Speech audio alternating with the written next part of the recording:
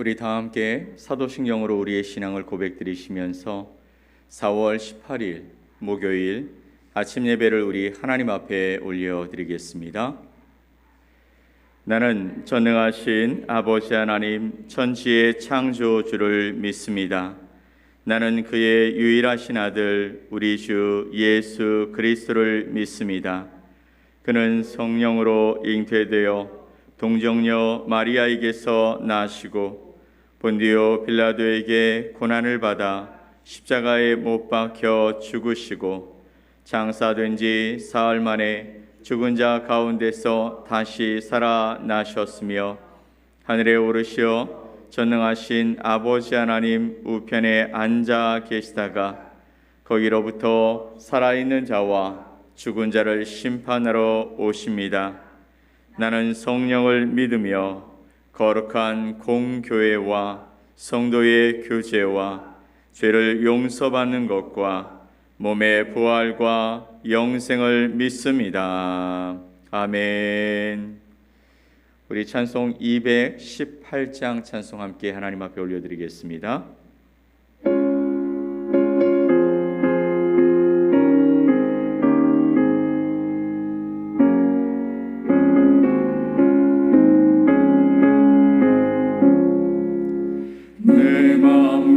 정성을 다하여서 주 너의 하나님을 사랑하라.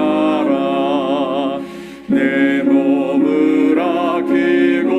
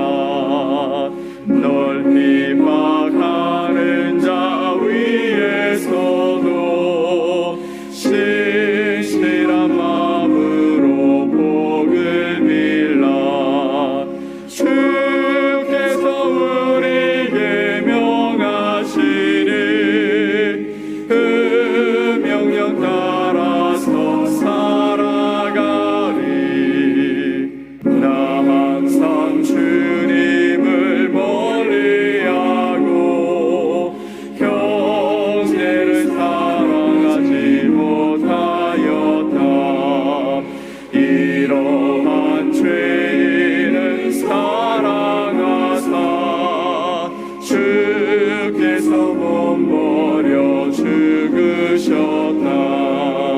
소재 큰 사랑 받으니 내 생명 다 바쳐 충성하리.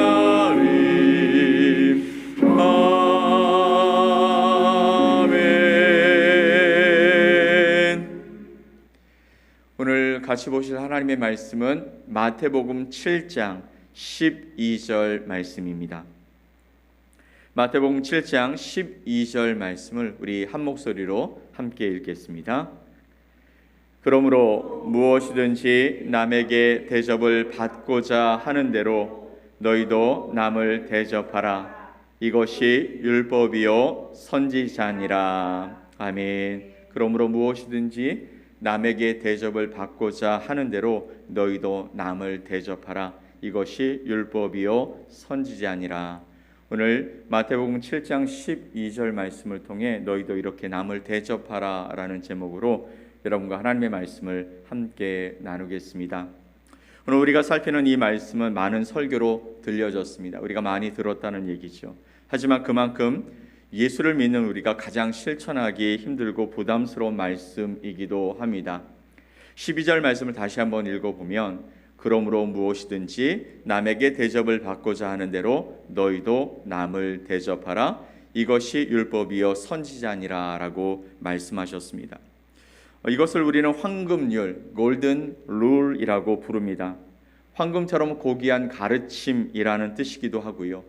17세기부터 사용되기 시작한 이런 황금률이라는 이 표현은 3세기에 로마의 황제였던 세베루스 알렉산더가 이 구절을 금으로 써서 거실 벽에다가 붙인 데에서 유래했다고 합니다. 남에게 대접을 받고자 하는 대로 너희도 남을 대접하라 라는 이 교훈은 말씀을 보니까 율법이요 선지자라고 말씀하십니다. 여기서 율법과 그 선지자라는 이야기는 바로 구약 전체를 이야기하죠. 사람들이 예수님 당시의 사람들은 율법을 보통 모세오경, 토라라고 이야기합니다. 그리고 선지자는 역사서와 선지서를 이야기하는데 전기 선지서 그리고 후기 선지서를 전부 포괄하고 있기 때문에 이것은 구약 전체를 요약한 말씀이다라고 이해할 수가 있습니다. 이는 하나님께서 우리를 부르시고 구원하신 목적이 도대체 어디에 있느냐를 보여주는 것인데 이 말씀을 통해서 보면 어떻게 해요? 너희가 남을 대접하는 것에 하나님이 우리를 부르신 목적이 있다라는 의미를 가지고 있기도 합니다. 하나님은요 아브라함을 가나안에서 부르시면서 세 가지 약속을 하셨어요. 첫 번째는 뭐냐면 너로 말미암아 큰 민족을 이루게 해주겠다라는 것입니다. 두 번째는 뭐냐면 너의 이름을 창대하게 해주겠다라는 것입니다. 그리고 마지막은 너를 말미암아 복의 근원이 되게 해주겠다라고 말씀하셨습니다. 큰 민족을 이루고 이름을 창대하게 만들고 너를 복의 근원이 되게 하시겠다라고 말씀하셨던 이 이야기를 우리는 이렇게 이야기해 볼 수 있습니다. 처음에 두 가지, 큰 민족과 이름을 창대하게 한다라는 이 두 가지는 아브라함과 그의 후손이 받을 복의 약속이었다라는 것이죠. 그리고 마지막 세 번째, 너를 복의 근원이 되게 해주겠다라는 이 마지막 복은 복이 도대체 무엇인가인지를 보여주는 것입니다. 곧 아브라함이 받은 복은 자신만을 위해 누리는 것이 아니라 다른 민족, 다른 사람들에게 나누어질 복이라는 것이죠. 이 복의 근원이 된다는 것은 내가 복을 가지고 복을 내 손아귀에 붙들고 나누지 않는 것이 아니라 복의 근원이 되어서 많은 사람들에게 흘려보내는 그런 삶을 살게 해주겠다고 말씀해 주시는 것입니다. 남을 대접하기 위해서 먼저 하나님은 아브라함에게 큰 복을 주시겠다고 약속하셨던 것입니다. 그리스도인인 나에게 주어진 복 있습니다. 우리가 받은 복이 있습니다. 예수 그리스도를 통하여서 우리가 하나님의 자녀가 되었고 하나님 우리를 돌보시고 우리와 함께 하셔서 하나님의 은혜와 사랑 안에서 풍성함을 누리며 살아가는 복을 주셨다라는 것이죠. 그런데 이것이 나 자신만을 위한 복이 아니라 이것을 통해 나와 내 이웃, 내 주변에 있는 사람들에게 하나님의 복이 흘러가게 만들어져서 그들 가운데 하나님이 어떤 분이신지, 예수님이 그들을 위해 무엇을 하셨는지 알게 됨으로 말미암아 사망에서 생명으로 옮겨지는 아름다운 복을 얻게 하시고자 저와 여러분에게 복 주시는 줄 믿습니다. 예수님께서는요, 제자들을 부르시고 훈련을 시키시는 그 과정 속에서도 남을 대접하는 정신이 예수님의 그 제자를 부르시고 훈련시키시는 과정에 담겨 있습니다. 무슨 말이냐면 예수님의 제자 양육 방식은 당시 랍비들과는 달랐다라는 것이죠. 당시에는 사람들이 랍비의 명성을 듣고 스스로 찾아와서 제자가 되기를 원했습니다. 그리고 거기서 스승의 말을 담아 그것이 그의 삶이 되어지고 나중에 나가서 또 제자를 만드는 형식이 당시의 랍비 문화였습니다. 그러나 예수님께서는 어떻게 하십니까? 사람들을 직접 찾아가서 그들을 만나시고 그리고 제자로 부르십니다. 베드로와 안드레도 그랬고 또 세관에 앉아있던 마태도 그랬습니다. 직접 찾아가서 말씀하시는 것이죠. 너 나를 따라라 라고 말씀하시죠. 내가 너를 사람을 낚는 어부로 삼아주겠다 말씀하시며 그들을 부르십니다. 그런 모습은요, 제자를 부르실 때만 그리고 제자들과 함께 할 때만이 아니고 그 부활하시고 승천하실 때까지 계속되었습니다. 예수님께 실망하여 옛 생업의 자리로 돌아갔던 제자들을 직접 찾아가셔서 만나셨고 그리고 승천하시며 마지막 당부도 그들에게 해주십니다. 지금도 예수님은 우리를 먼저 찾아오시고 먼저 만나시고 먼저 부르시는 분이십니다. 다른 사람이 찾아오기 전에 먼저 찾아가는 것, 그것이 남을 대접하는 자세의 기본이라고 말합니다. 오늘 본문에서 중요하게 여기는 첫 번째 단어가 뭘까요? 오늘 12절 말씀 보면 그러므로 무엇이든지 남에게 대접을 받고자 하는 대로 너희도 남을 대접하라. 첫 번째 부분은 그러므로라는 접속사입니다.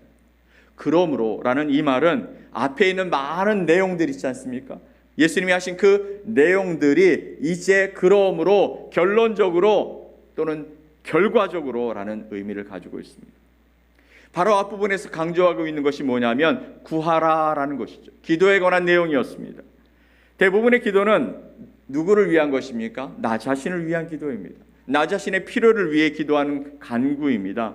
하지만 예수님의 기도는 예수님 자신을 위한 것이 아니라 우리들을 위한 것들이었습니다.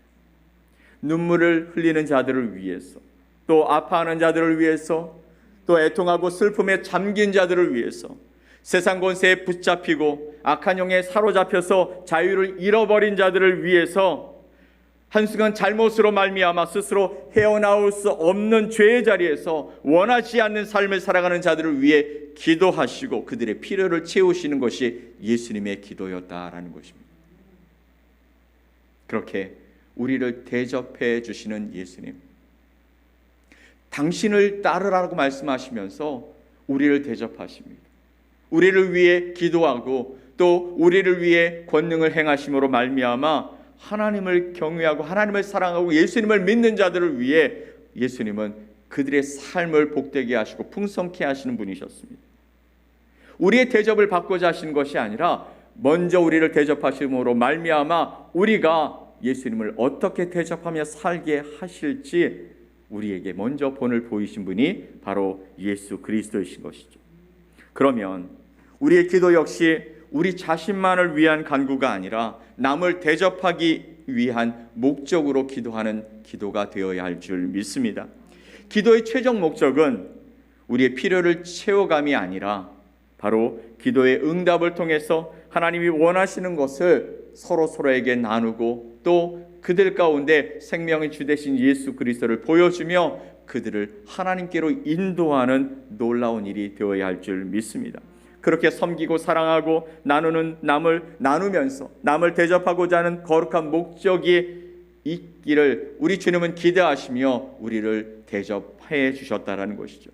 그런 것이야말로 바른 기도가 될 것입니다. 그렇지 않으면 우리의 기도는 우리의 욕심만을 채우고 우리 아집과 고집과 우리의 아성을 세워가기 위한 욕심의 수단에 불과하기 때문이죠. 좀 더 구체적으로 살펴볼까요? 7절과 8절 말씀을 함께 좀 읽어보면 좋겠습니다. 같이 읽습니다. 구하라 그리하면 너희에게 주실 것이요 찾으라 그리하면 찾아낼 것이요 문을 두드리라 그리하면 너희에게 열릴 것이니 구하는 이마다 받을 것이요 찾는 이는 찾아낼 것이요 두드리는 이에게는 열릴 것이니라. 아멘. 이 말씀을 보면 구하라, 찾으라, 문을 두드리라고 말씀하십니다. 구해야 할 것이 있고 찾아야 할 것이 있고 문을 두드려야 할 것들이 있습니다. 열려지지 않는 문을 열기 위해 두드려야 합니다.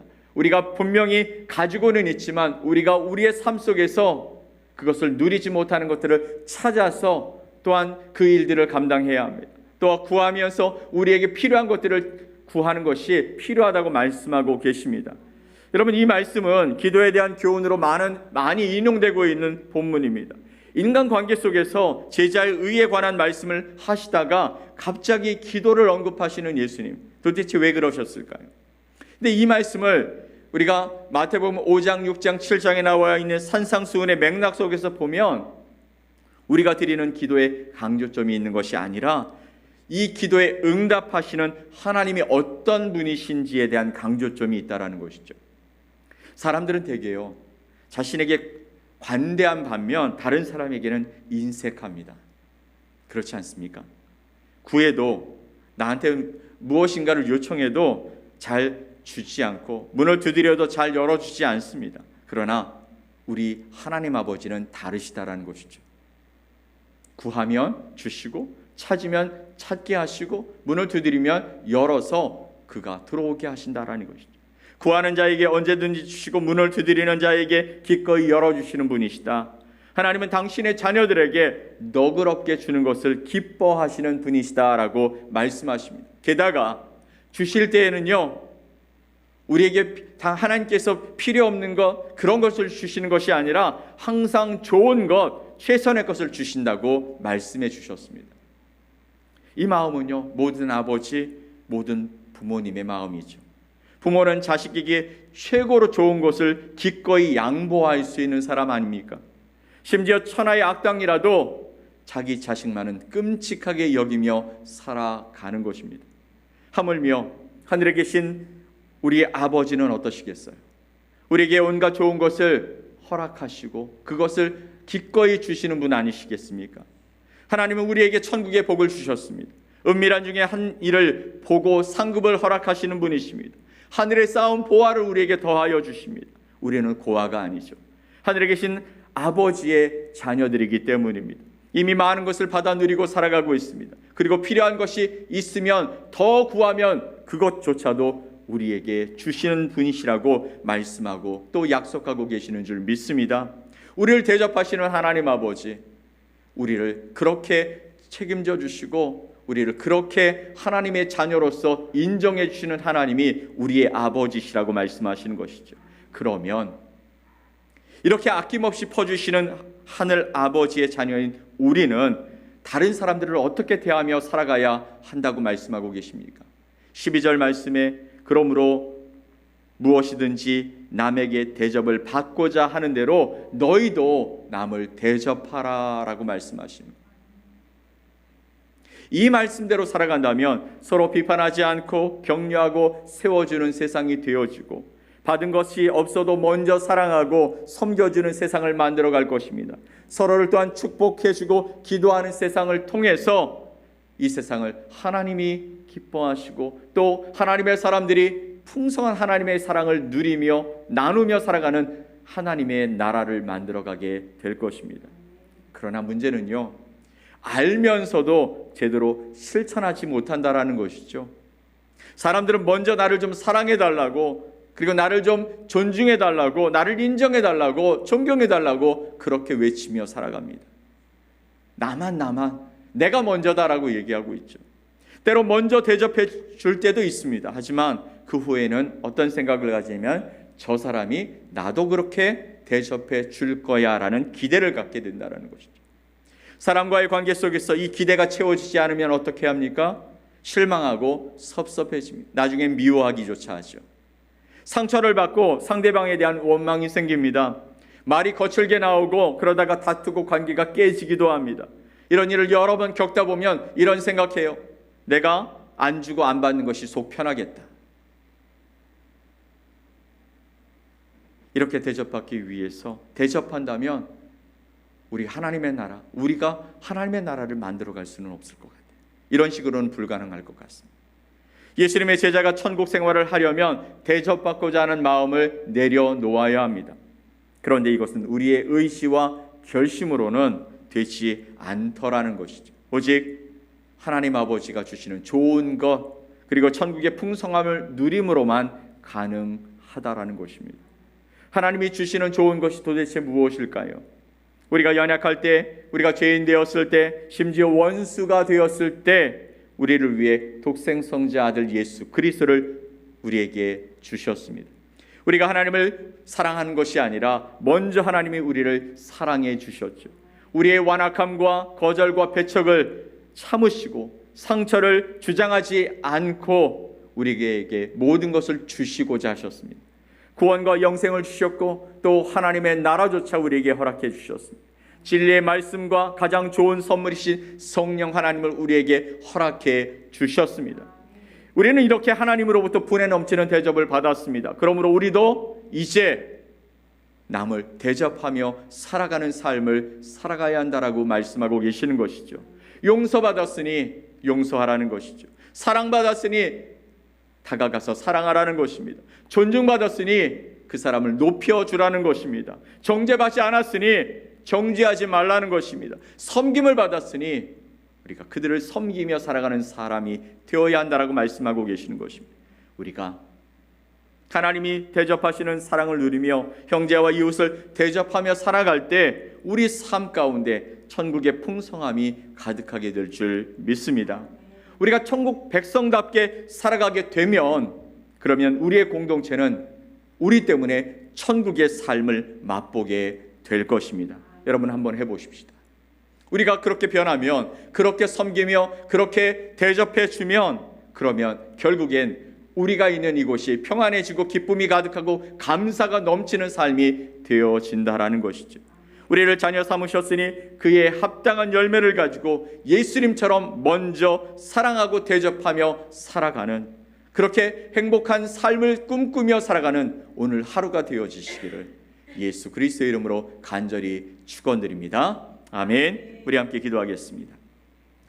하나님 감사합니다. 우리에게 말씀하시기를 너희가 대접받기를 원하느냐? 그러면 너희가 먼저 대접하라 라고 말씀하시며 그렇게 우리에게 말씀하십니다. 그런데 하나님은 먼저 우리를 그렇게 대접해 주셨습니다.